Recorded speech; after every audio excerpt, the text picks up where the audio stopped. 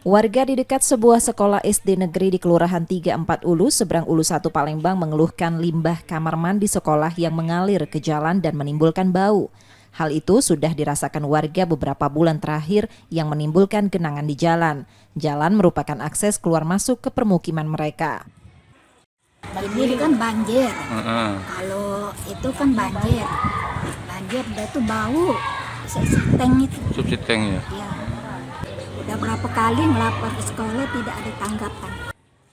Pihak sekolah mengaku menerima keluhan warga sejak 2 bulan kemarin, namun belum bisa ditangani karena terkendala biaya.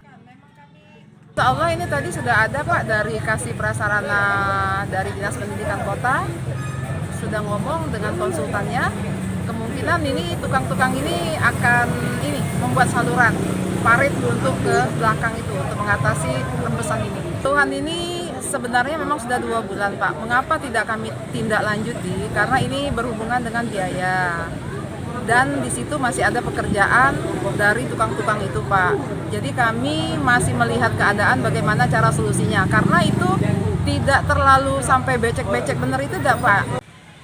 Pihak sekolah berjanji akan menanggulangi masalah itu agar warga dapat beraktivitas dengan nyaman. Reski Oktora, Muklas Diferensial, Kompas TV, Palembang, Sumatera Selatan.